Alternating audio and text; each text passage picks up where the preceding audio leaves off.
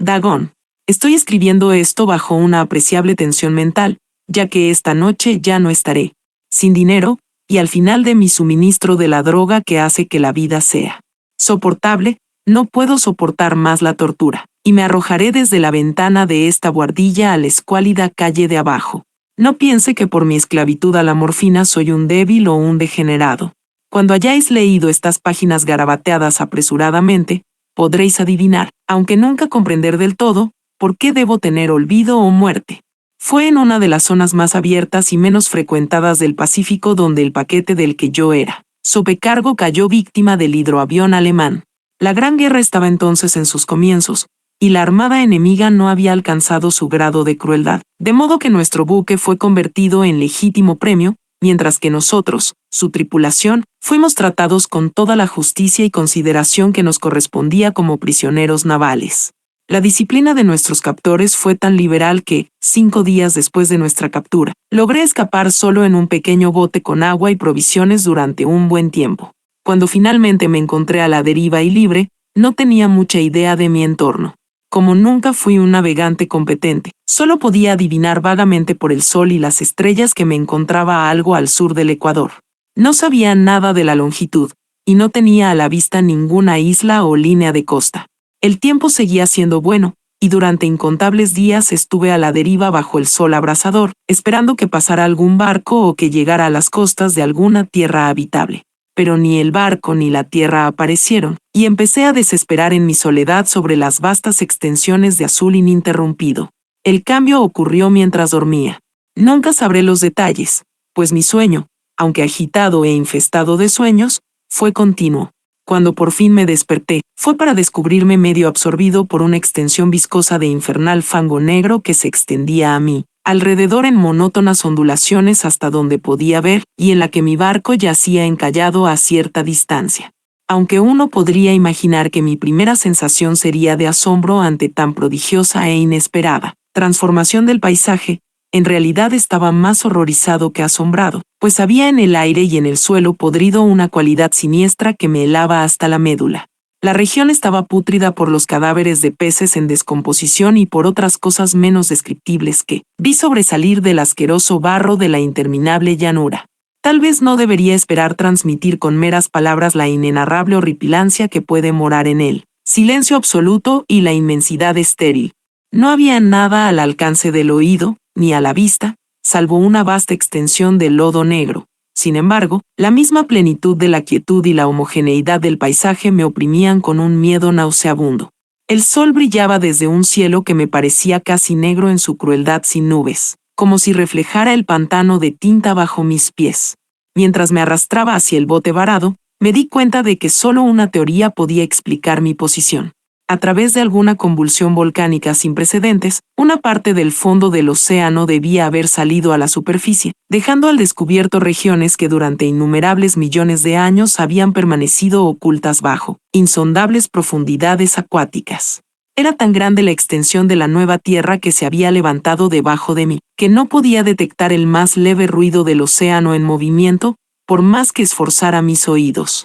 Tampoco había aves marinas que se alimentaran de las cosas muertas. Durante varias horas me senté a pensar o a meditar en la barca, que estaba tumbada de lado y ofrecía una ligera sombra mientras el sol se movía por el cielo. A medida que avanzaba el día, el suelo perdía parte de su pegajosidad y parecía que se secaría lo suficiente para viajar en poco tiempo. Aquella noche dormí poco, y al día siguiente me preparé una mochila con comida y agua, para emprender un viaje por tierra en busca del mar desaparecido y de un posible rescate. A la tercera mañana encontré el suelo lo suficientemente seco como para caminar con facilidad. El olor del pescado era enloquecedor, pero estaba demasiado preocupado por cosas más graves como para preocuparme por un mal tan leve, y me puse en marcha con valentía hacia una meta desconocida. Durante todo el día me dirigí con paso firme hacia el oeste, guiado por un lejano montículo que se elevaba más que cualquier otra elevación en el ondulado desierto. Aquella noche acampé, y al día siguiente seguí avanzando hacia el montículo, aunque el objeto apenas parecía estar más cerca que cuando lo divisé por primera vez. Al cuarto atardecer llegué a la base del montículo, que resultó ser mucho más alto de lo que parecía desde la distancia. Un valle intermedio lo destacaba más de la superficie general. Demasiado cansado para subir, dormí a la sombra de la colina. No sé por qué mis sueños fueron tan salvajes aquella noche, pero antes de que la luna menguante y fantásticamente gibosa se hubiera alzado muy por encima de la llanura oriental, estaba despierto con un sudor frío, decidido a no dormir más. Las visiones que había experimentado eran demasiado para mí como para soportarlas de nuevo, y en el resplandor de la luna vi cuán imprudente había sido al viajar de día. Sin el resplandor del sol abrasador, mi viaje me habría costado menos energía. De hecho, ahora me sentía bastante capaz de realizar el ascenso que me había disuadido al atardecer. Recogiendo mi mochila, me dirigí a la cima de la eminencia. He dicho que la monotonía ininterrumpida de la llanura ondulante me causaba un vago horror, pero creo que mi horror fue mayor cuando llegué a la cima del montículo y miré hacia abajo, al otro lado, hacia un pozo o cañón inconmensurable, cuyos negros recovecos la luna aún no se había elevado lo suficiente para iluminar. Me sentí en el borde del mundo, asomándome por encima del borde a un caos insondable de noche eterna.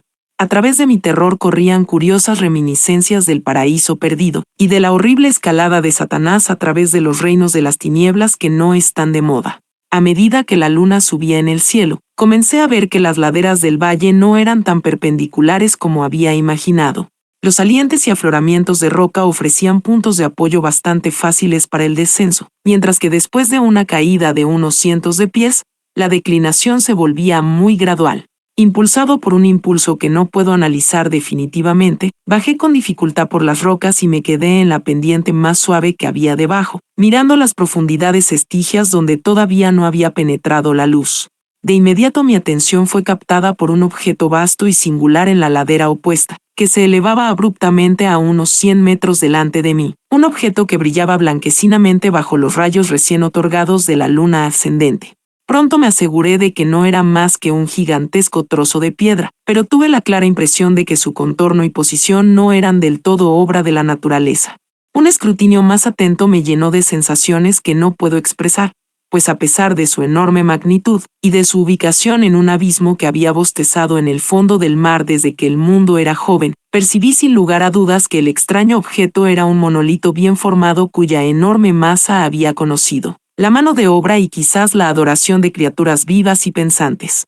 Aturdido y asustado, pero no exento de una cierta emoción del deleite del científico o del arqueólogo, examiné más detenidamente mi entorno. La luna, ahora cerca del cenit, brillaba de forma extraña y vívida por encima de las elevadas pendientes que cerraban la cima, y revelaba el hecho de que una lejana masa de agua fluía en el fondo, serpenteando fuera de la vista en ambas direcciones, y casi lamiendo mis pies mientras yo estaba en la pendiente. Al otro lado de la cima, las olas bañaban la base del monolito ciclópeo, en cuya superficie podía ahora rastrear tanto inscripciones como toscas esculturas. La escritura estaba en un sistema de jeroglíficos desconocido para mí, y diferente a todo lo que había visto en los libros. Consistía en su mayor parte en símbolos acuáticos convencionalizados como peces, anguilas, pulpos, crustáceos, moluscos, ballenas y similares. Varios personajes representaban evidentemente cosas marinas desconocidas para el mundo moderno, pero cuyas formas en descomposición había observado en la llanura levantada por el océano. Sin embargo, lo que más me cautivó fue la talla pictórica. A través de las aguas intermedias, y debido a su enorme tamaño, eran visibles una serie de bajorrelieves cuyos temas habrían despertado la envidia de un doré. Creo que se suponía que estas cosas representaban a hombres, al menos a cierto tipo de hombres, aunque las criaturas se mostraban como peces en las aguas de alguna gruta marina, o rindiendo homenaje a algún santuario monolítico que parecía estar también bajo las olas. No me atrevo a hablar en detalle de sus rostros y formas, pues el mero recuerdo me hace desfallecer. Grotescos más allá de la imaginación de un Poe o un Bulwer, eran condenadamente humanos en su contorno general, a pesar de las manos y los pies palmeados, los labios escandalosamente anchos y flácidos, los ojos vidriosos y saltones, y otros rasgos menos agradables de recordar. Curiosamente, parecían haber sido cincelados de forma desproporcionada con respecto a su fondo escénico, ya que una de las criaturas se mostraba en el acto de matar a una ballena representada como poco más grande que él. Observé, como digo, su grotesco y extraño tamaño, pero en un momento decidí que no eran más que los dioses imaginarios de alguna tribu primitiva de pescadores o marineros. Alguna tribu cuyo último descendiente había perecido eras antes de que naciera el primer antepasado del hombre, de Piltdown o de Neandertal. Asombrado por este inesperado vistazo a un pasado que va más allá de la concepción del antropólogo más audaz, me quedé pensativo mientras la luna proyectaba extraños reflejos en el silencioso canal que tenía ante mí. Entonces, de repente, lo vi.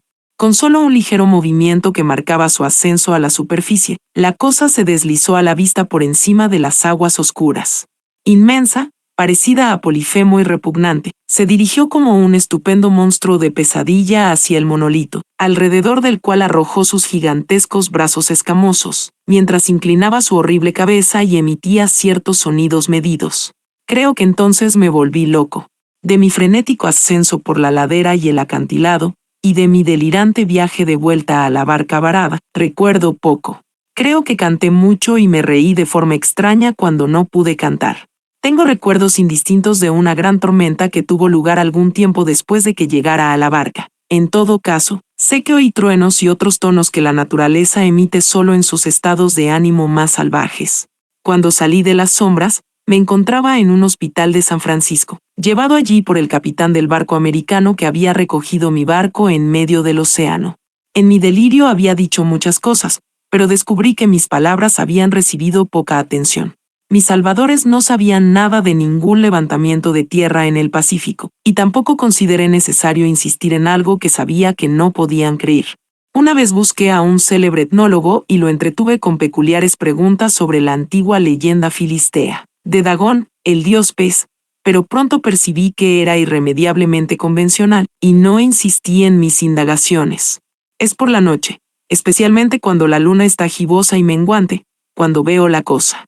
Probé la morfina, pero la droga solo me ha dado un alivio transitorio y me ha arrastrado a sus garras como un esclavo sin remedio.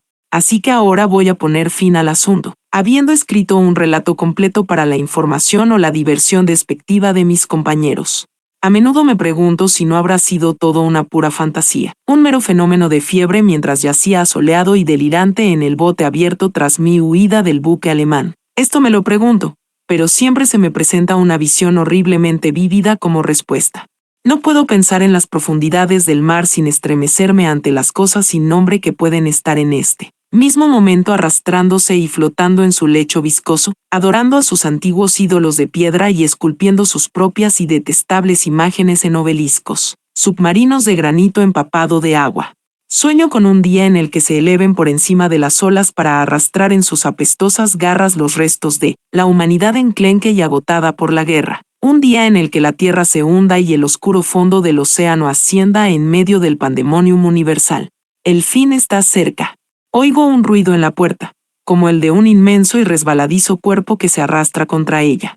No me encontrará. Dios, esa mano. La ventana.